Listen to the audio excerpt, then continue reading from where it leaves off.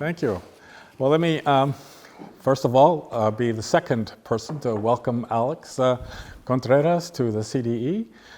As you all know, he's an alum from 2013 and has had a very distinguished career after leaving the center. I often teach my students that when they leave the CDE, they can go home and be governors of the central bank or finance ministers. It happens. So Alex was a finance minister of Peru for 3 years, so, well, a year and a half, I guess, roughly. So it's great to have him here and be able to ask him some questions about his experiences, about economics, and so on. Before I start, I'd just like to thank the Jacobsson Foundation for their generous support and funding for enabling us to bring people like Alex back. I think this visit has been terrific so far. And I think our students will benefit tremendously from hearing what he has to say. I know I did yesterday when I heard Alex's presentation. So in preparation for this, I made up a list of questions. And I shared them with him, to be fair. But yesterday when I heard his talk, some interesting things popped up in my mind that I would like to ask him about, to ask him to talk a little bit further about. So let me begin with that. I'm going to sort of start with very specific questions concerning the CDE, then go on to talk about Peru, the experience of Peru, and then beyond that to more international issues, I think all of which Alex will have something interesting to say about. So let me begin with the CDE. Yesterday, you said in your talk that coming to the CDE was a transformative experience for you, which of course the faculty love to hear. And my understanding from what you said was that it was transformative in the sense that before you came here, you had seen your career as evolving more in a research academic sort of direction. And when you came here, you became more interested in policy. And so fortunately, you kept going in that direction. My question is this. Aside from becoming interested in policy, did your time at the CDE in any way affect the way you thought about policy? And specifically, you know, you had a great quote up on one of your slides yesterday from your boss, I think it was, at one time, that the perfect is the enemy of the possible, right? So what we want to achieve in policy is obviously perfect, but it's not possible, but we want the best possible. So my question is really, did you learn anything about that while you were here that you could later use? And did your views on policy, not just being interested in policy, but the kinds of policy that you were interested in and how you advocated for them, were they affected by your time here at the center? Thank you very much for your question, Professor. Also, it's a pleasure to be here. We had a fantastic conversation yesterday. I enjoyed a lot. And now I will repeat the same. CD was a transformative experience in my life. What you say is true. When I came here, I had a central banker mind, using quantitative models to try to forecast the main macroeconomic variables. But here, I discovered a new world, something that I didn't explore before during the central bank, during my times in the university, that things that are related with the life of people. I learned a lot about education, about cash transfers, and I think I learned a new way how to think about that issue. That was, I felt, very interesting, and I decided also change completely the route of my career. Probably I will be a PhD in some university. Now I am a policymaker. I want to continue being a policymaker. I don't know if in the front office, but maybe in the back office as advisor. And yes, my experience here was fantastic.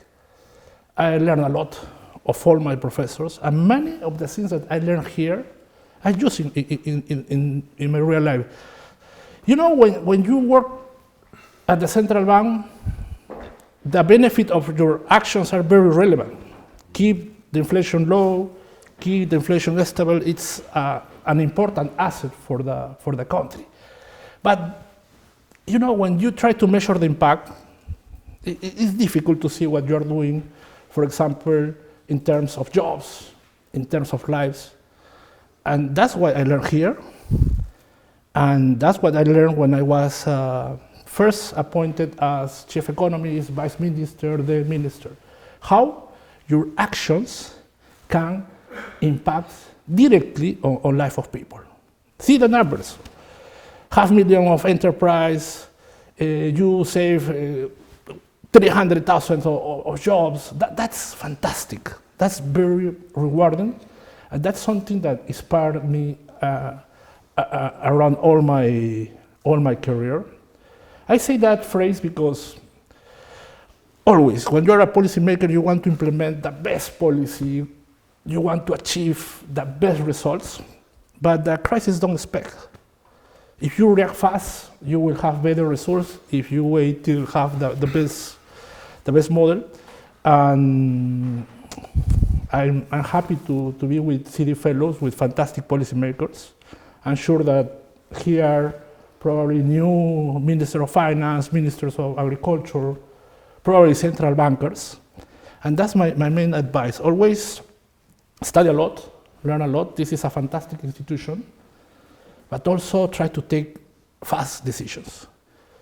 Don't expect for the perfect model, for the perfect information, and always act in a very intuitive way. Feel in what you see. And I think the best thing that I learned from my origins, what I learned around my whole life was always be a hard worker. And here in CDE, I also to be not just a hard worker guy, also a problem solver. That was what I said yesterday. Yeah, okay. Thank you. I forgot to say one thing before we started. This is a conversation, and it's not a conversation just between Alex and me, but if you would like to, at any point as we talk, ask questions, please raise your hand and we'll recognize you, and you can be part of the conversation as well, okay? Tom. Alex had told me a story last night about the how he played an important role in helping Peru come to grips with the COVID crisis. And that was a great example of quick action rather than the perfect answer, it seemed to me. If you agree, Alex, you might tell that briefly, just to illustrate the importance of getting through something. Sure, Tom. Thank you for that question. It transported me probably to the hardest time in my career. As I mentioned yesterday, the COVID-19 was a dramatic crisis in Peru, and we had to face it. We had to design the economic plan to respond to this dramatic shock very fast. I put some examples. We designed a cash transfer program in just 5 days. We designed the first quantitative easing measure in coordination with central bank in less than 3 weeks. And you don't know. One of the main lessons is the importance of strong institutions. Having a good central bank, a strong Ministry of Finance is very important. And sometimes you don't know. Probably this just happened in crisis scenarios that you have to assume more proactive roles. For example, when the pandemic, when we had the first positive case of COVID-19, after 2 days we had to develop the first model to forecast the pandemic. I never learned that. I was not an epidemiologist. We were full of economists with experience in macroeconometrics. But we had to read papers very soon. Even I told Tom, I remember my times coding, because during a crisis, you have to work. At that time I was chief economist. In the natural process of the job, you give the instructions. There is a process to provide feedback to the teams. But when you have a crisis of so big, you need to act very fast. We made the first projections. Actually, we made so fantastic projections that practically were the official projections. After some weeks, the Ministry of Health was producing also similar reports with not enough detail that we provided. And sometimes the president used to use our own reports. As I told you yesterday, I provide some ideas also how to help. The initial plan of vaccination of my country was designed at the Ministry of Finance. Because in crisis, you need to work together. We are a whole team. You cannot compete with other ministries. You need to help. And for me, that experience was, I'm not going to use traumatic experience. It was a hard experience. I learned valuable lessons of that. But again, the institutions are very important, and the fast response are very relevant, especially during crisis time. And pandemic was one of the worst crises that we face. As I said yesterday, I was in charge to provide recommendations about the reopening of the economy strategy. With the change of government, I was in charge also. I work in the development of a new methodology to close the economy in a more rational way, how to reopen. And I think, despite all the negative results, it worked. Our economy, Peru, recovered very fast. You saw that tremendous crisis yesterday, extreme drop of GDP, 39%, can you imagine? But we recovered the same levels of GDP just in 1 year. And it also gives me another idea or another reflection. That is the importance of having macroeconomic stability. Macroeconomic stability is fundamental. When we faced the pandemic, we had the fiscal space, we had fiscal buffers, huge levels of saving to use it at the pandemic, and that's very important. You need to think as policymakers, not just in the present. Always you need to prepare thinking in the future, that you are going to face strong challenges. And you know, the world is more uncertain, is more volatile. In geopolitical, from a geopolitical point of view, especially in Latin America, we are very exposed to natural disasters, and the shocks are going to come. It can be internal, it could be external, political, it could be a financial crisis, or it could be a pandemic. We don't know. But we, as policymakers, need to think about it. Thank you. So I'm going to follow up a little bit on that. Yeah. I was glad you mentioned the strong institutions. So one of the remarkable things that you said yesterday that really caught my attention was, in 6 years, Peru had 7 different presidents. And that's remarkable, right? And one of the questions that I have is, given Peru's recovery was partly based on strong institutions, how did the institutions survive 7 presidents in 6 years? In other words, when we think about development and the role of institutions in development, we always think, it's hard to get the right institutions in place, but somehow we seem to assume that they are robust, that once they are in place, they're not fragile. We're seeing around the world right now that some institutions may be more fragile than we thought. The question is, how did Peru's institutions survive the political instability of that time, such that the economy such that they could play a role in bringing the economy back so quickly? Before coming here, I was in a ranch with my host family. That was part of the fantastic experience at CDE, and we were talking about this kind of, I will use maybe the word miracle, something that happened in Peru. Yes, we faced tremendous crisis, and despite all of this crisis, we kept sound fiscal accounts, inflation, low inflation in the region. I think was the lowest inflation in the last 20 years. exchange rate, a very stable exchange rate. And I think there are some lessons that I learned around my life about this issue. The importance of the institutions and also the importance of learning of our own crisis. Peru had hyperinflation at the end of the 80s, more than 7,000% of inflation. You can imagine that. And that generated an important change. We made constitutional changes. We granted to central bank with independence. Central bank now is more of one of the most important economic institutions in Peru. We opened to the world. We set a gradual but sustainable fiscal framework. And all these elements, I think, were helpful to construct credibility, to construct trust with the population.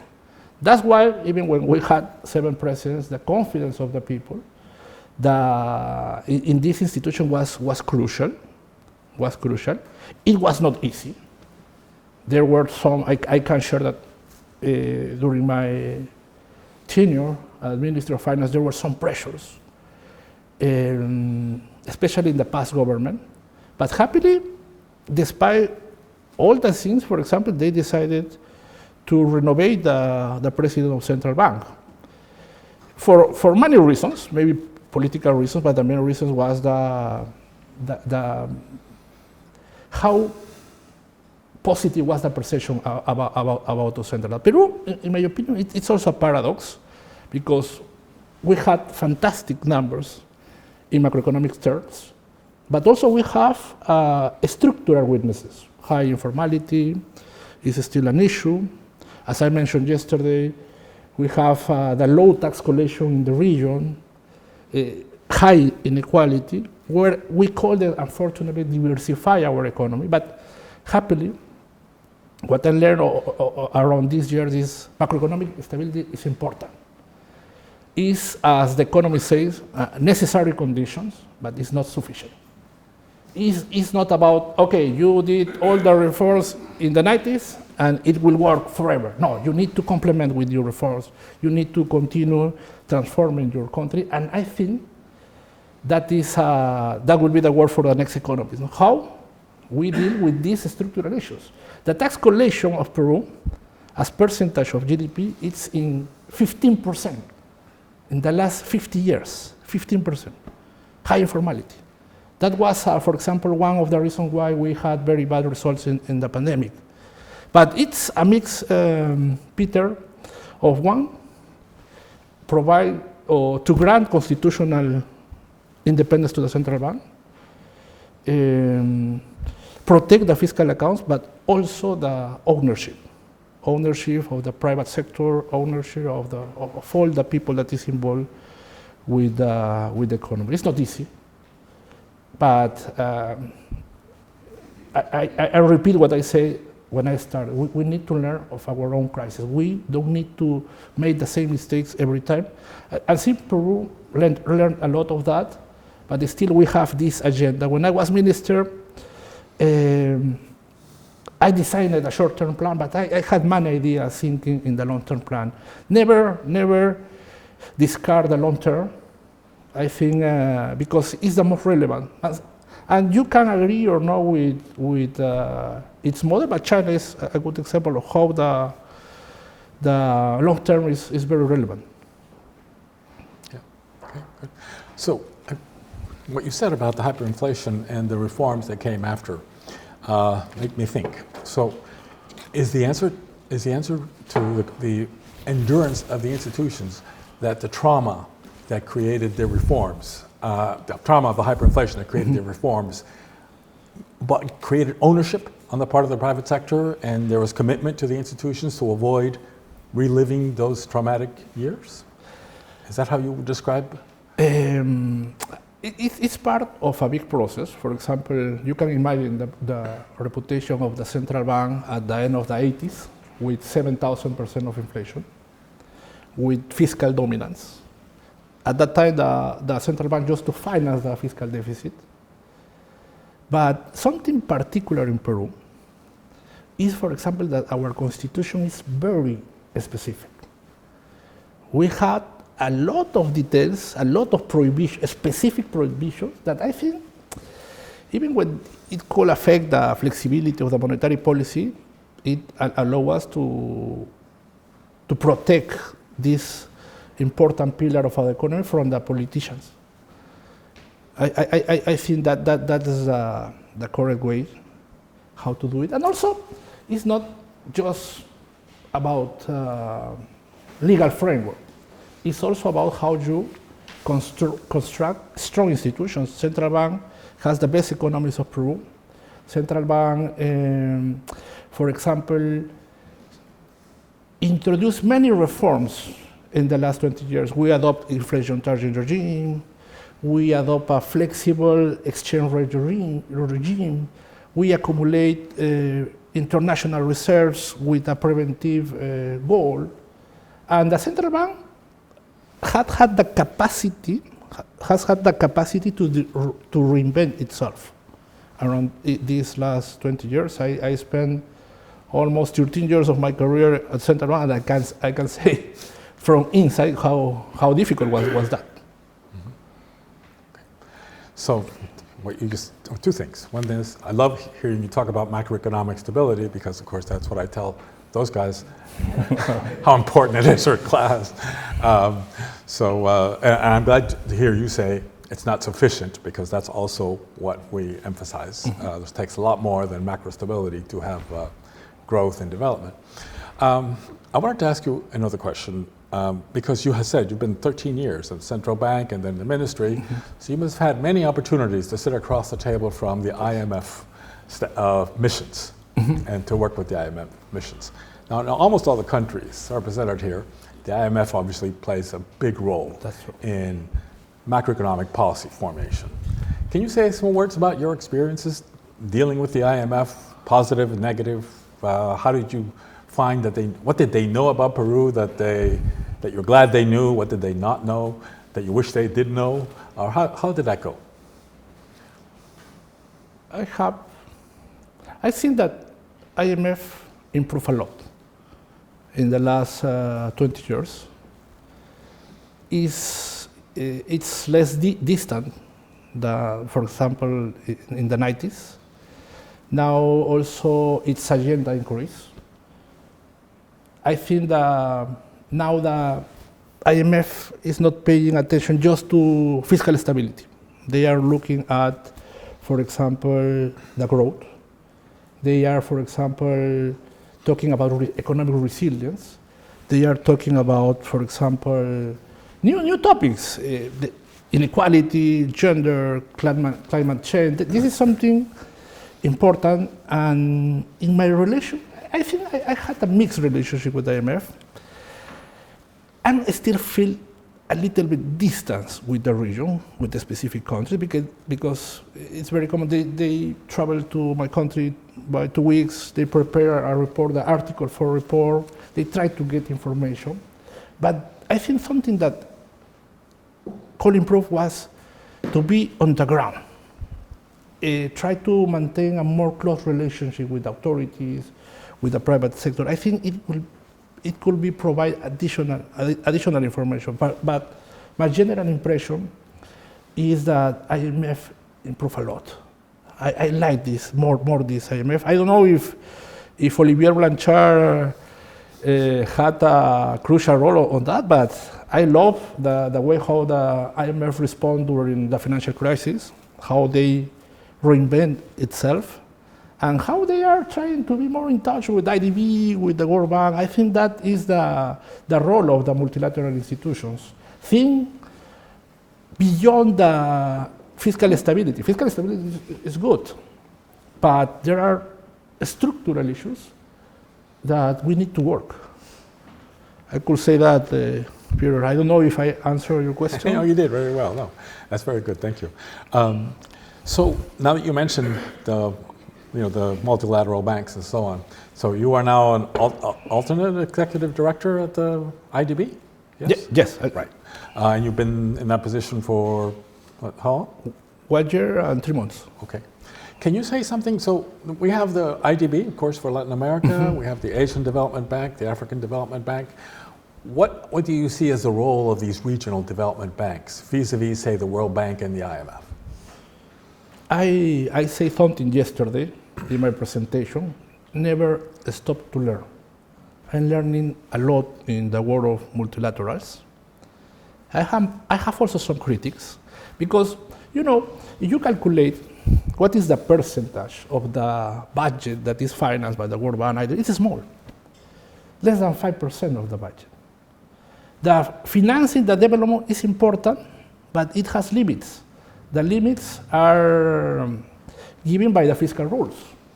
The fiscal space is not big in Latin America, but something that I think is the main role are two roles. One, multilateral institutions are a bank of knowledge. They know what is happening on the ground, but also they can act more actively like reform enablers, because they have the knowledge, they have the contacts, and also thinking in the development. This is something that I learned here. Think about the development. I used to think about DG models, about, for example, how to reduce the standard deviation, standard error of the projections. But here I started to learn about development. And something that is very crucial, I think, for the next year is the role of the private sector. If the government has not enough fiscal space, there is a huge space at the private sector. So the multilaterals, through IFC, in the case of IDB, through the IDB Invest, can help to the countries through helping to the private sector. There are not that huge limits. It's not the same like in the public sector, and I think that should be the proactive role. And in the case of IDB, I cannot talk officially in the sense that I don't represent the administration. I'm the alternative executive director representing the interests of Peru and Colombia chair. But I can say that at this point, IDB is doing fantastic reforms. We are trying to generate more impact. We call this strategy Impact Plus. And it's not about provide money. It's to provide money, help the countries to do very good projects. It's about to help the private sector how to create more prosperity for the people. I have very nice examples. After the pandemic, we had a new airport that was in process of construction. Without the support of IDB Invest, that project wouldn't be a reality. Now it's a fantastic airport. It's generating more tourism. It's very easy to exit to reach to Peru. You can go, please go. And that's why I'm talking about having a more international institution compromise with create more knowledge, be more close with the country, but also trying to help to the private sector.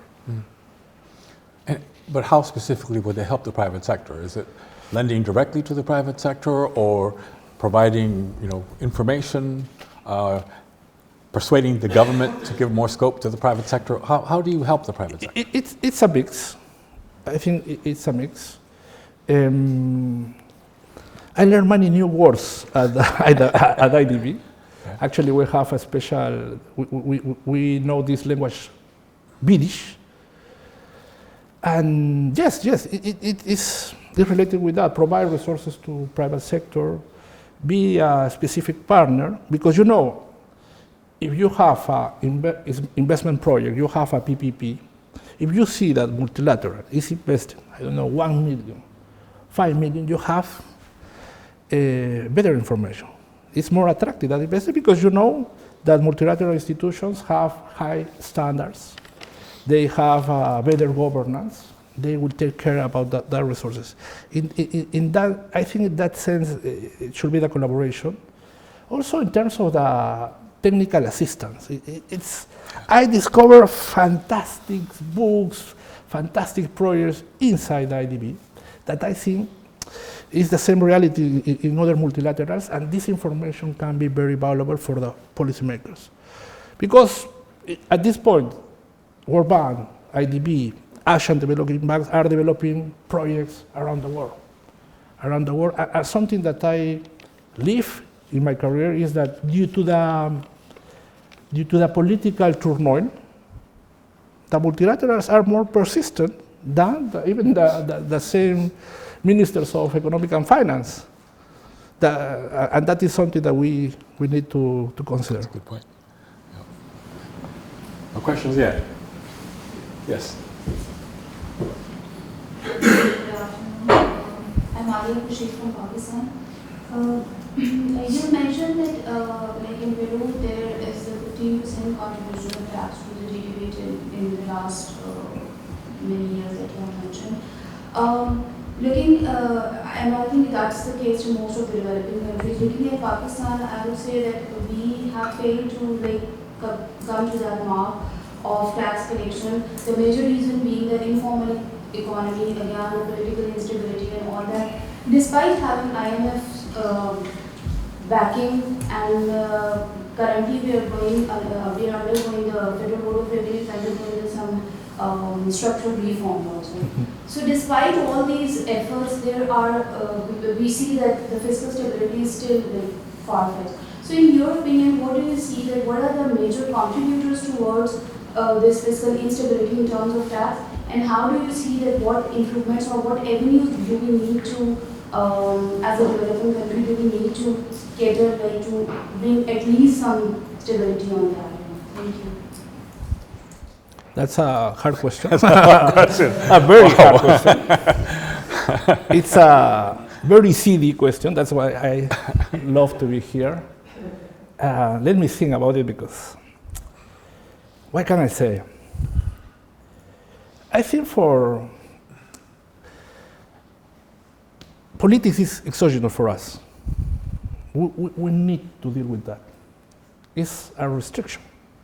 We need to work hard with that restriction. I cannot change the mind of the congressman. I could convince to don't do disasters. So you need to understand that it's a strong restriction. I think we need to work in education. We need to have more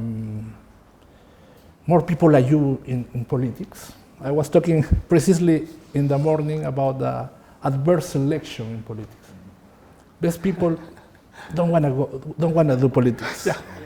Why I cannot see a president like Peter Montiel, Professor Conner with this broad view?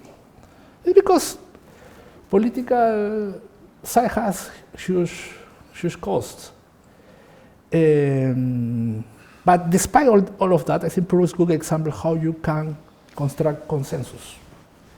And that's why the role of the private sector, the role of the market, it's so important. With respect to these structural issues, after CDE, I was thinking a lot about informality, the same levels of informality. And I think the same happens in many countries of Latin America. And related with that is the low tax collection. So how to solve an issue of that magnitude? It's not easy. You need to set an agenda for short term, medium term, and long term. The main cause is the low productivity. How are you going to create new jobs if your economy has low productivity?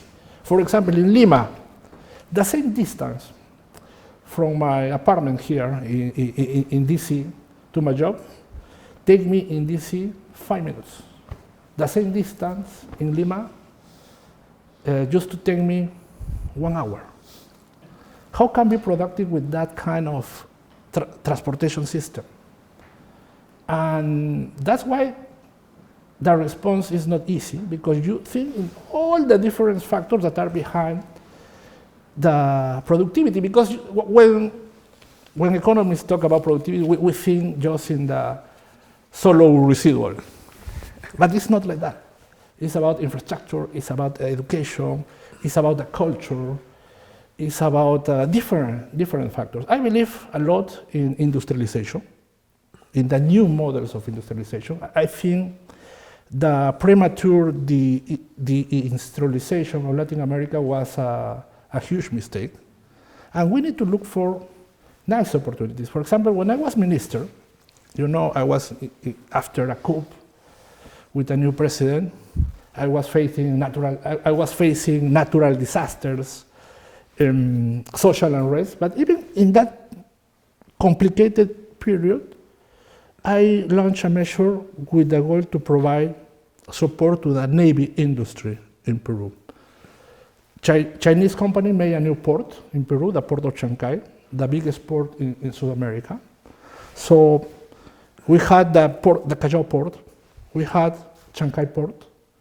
Peru was developing interesting infrastructure, and I say, we're going to have demand for services for these big post-Panamax ships. And the Navy of Peru had a strategy. How can we construct new ships in Peru? I provide financial support. When I was minister, we created a strategy. Now Hyundai, the most important company in South Korea, is producing ships in Peru in a partnership with the public enterprise, without subsidies. We're not providing, we're creating capacities, we're helping a lot of small companies, we're improving our standards. I think you can be competitive in the world, but with long-term strategies, and that's very hard, especially in a context with high political volatility. But it's the role of the policymakers. It's not easy to choose being a policymaker. If you want money, if you want to be famous, go to the soccer, go to the basketball. The policymaking is science, it's art, but it's also a huge responsibility. I don't know if you are in the Institute of Statistics, you are the central bank, Minister of Finance, but it's like a debt that you have with people. And I just want to come back to that question. It's not easy. But you need to do it. You need my first advice is the action.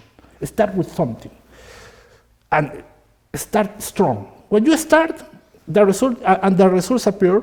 That's when you start to receive support of politicians, support of the private sector.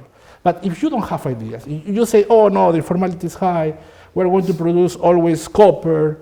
We are going to be always the provider of raw materials." That's not the solution. You need to think about it. And that's why the information is good. That's why you need to look for information in other countries to get some support of multilateral. When I was minister, I received a strong support of IDB. It was my main partner. And now I'm in another position. Now I'm giving not like client, now like a member of the board. And I think that, coming back to the previous question, I think that multilateral institutions can do fantastic things to deal with these structural issues, because it's not easy, it's a trap. Many countries in Latin America are in the middle income trap.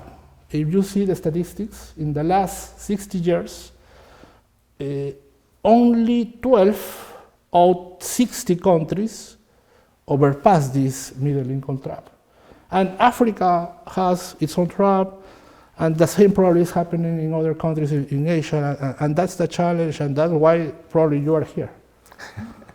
I hope. That's right. So at dinner on Friday night, you said that you are sort of rethinking your views about industrial policy. And the example that you just gave with the port seems to be a good example of successful industrial policy, right?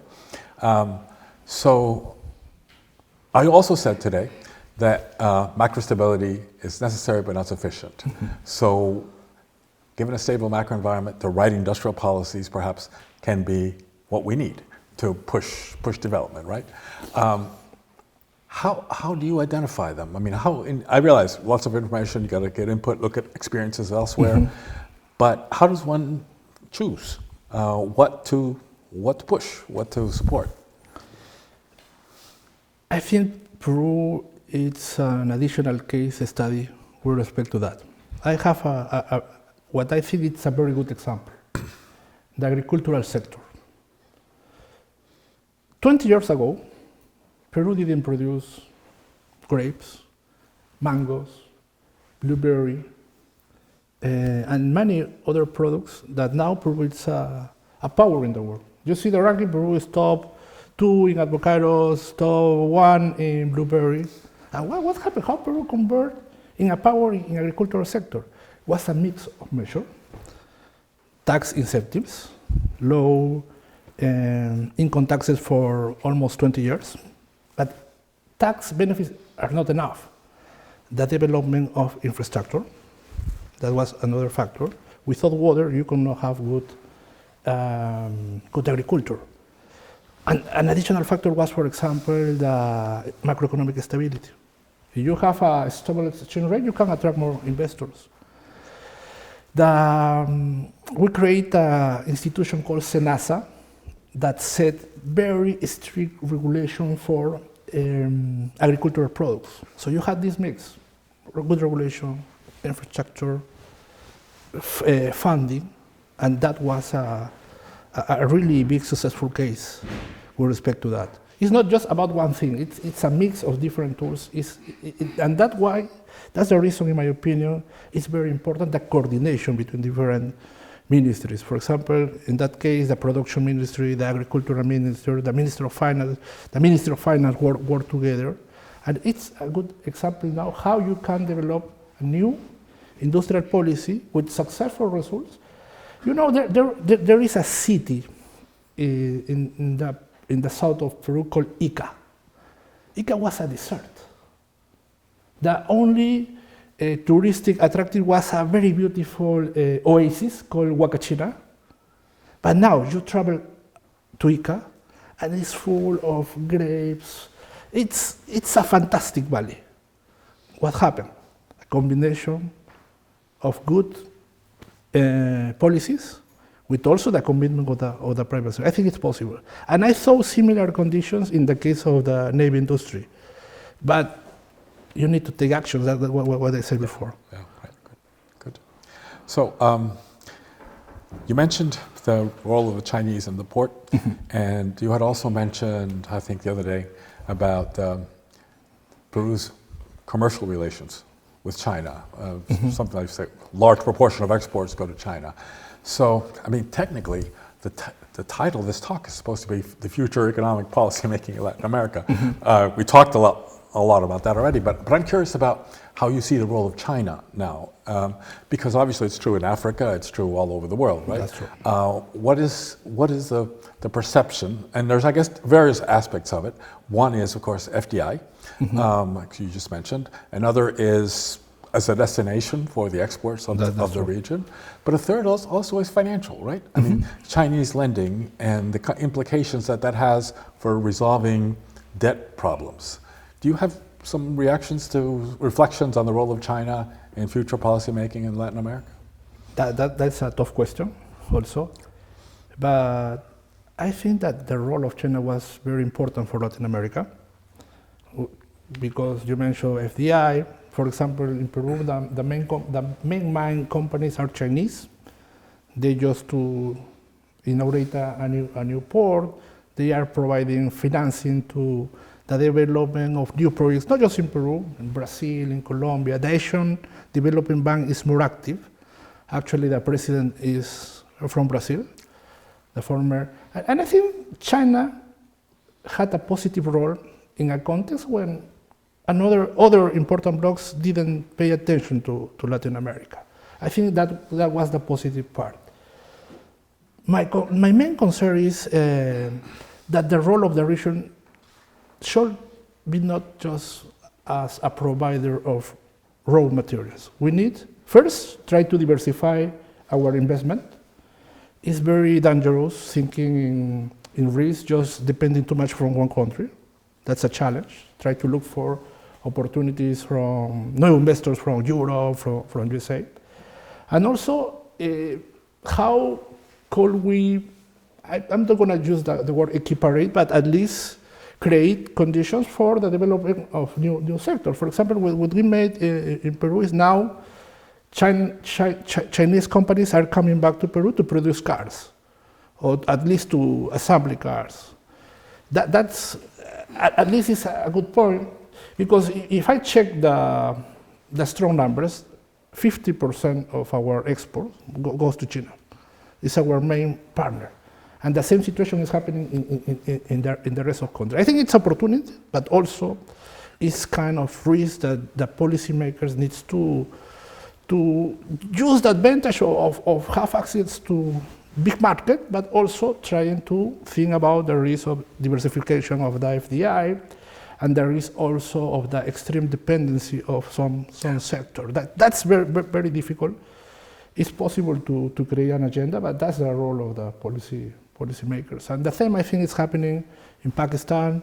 I was in Pakistan some years ago, and I saw the importance of the Chinese investment. And the same is happening in Colombia, in many parts of Latin America and the Caribbean. And again, we could learn a lot about the Chinese model, in the sense of how to think in the long term, how to create an agenda in the long. That's sad, because most part of the countries don't have plans thinking more than 5 years in the best scenario. And I think that is going to be the next challenge. In my case, when I was minister, I used to go to roadshows looking for new investors, but let me be honest, other countries are not that interested in Latin America. And that's sad, because Latin America has a huge potential. I think has the natural resources, has the people, has many conditions to create better economic conditions for population. But that's the main challenge of the next policymakers. Okay. What about lending? Has China played much of a role in lending, say, to the public sector in Peru, for example? Happily, we had fiscal buffers. We didn't have too much dependence on the finance of Chinese as other countries. We have access to the international markets. It's easy. You, for example, can go to New York, to London. But it's not the same situation in other countries in Latin America. They are more dependent on China. And what I say, that dependence, it's opportunity, but also it's a risk that you need to manage, especially in hard times. But still, I think we could, in the case of Peru, let me give you an example. We have a free trade agreement between USA and China. So always we try to keep it in the middle, because for us, both markers are very important. But you know that geopolitical situation always is a main factor in the development of our countries. Yes. Well, that actually gets me to. Any more questions here from the? Yes. Okay. Thank you. I'm Raisa from Cameroon. Your Excellency, I would like to know if, as a policymaker, you ever experienced failure in your drawing. Did you ever design a policy which unfortunately didn't give you or produce expected outcomes? And if yes, how did you manage that kind of challenge? And I would like to know what's your definition of a good policymaker. Thank you. Oh, that's adorable. This is the CDE. There you go. That's a good question. Can you provide me a notebook, please? Great question. Well, great question. Yes, the first is I had many failures during my career. It's part of the action. If you do things, you're going to have failures. That happens, but you need to accept it, and you need to correct it, especially in crisis scenarios.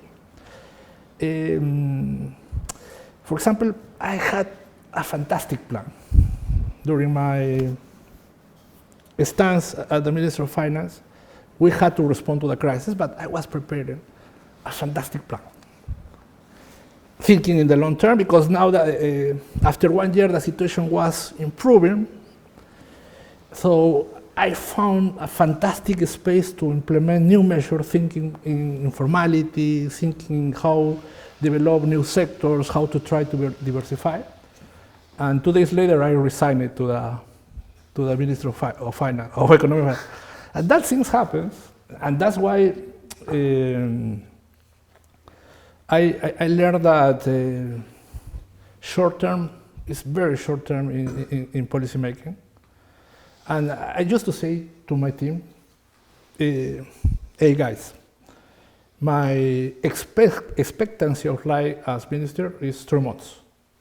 That was the average before I was appointed as minister. 3 months, so let's prepare this plan, let's do it fast. Happily, I spent more than 1 year. That was, as I say, the longest period, considering that times. And during that time, we made many failures, many mistakes, but we corrected. But when you do something, all is not perfect. You can do mistakes, you need to correct.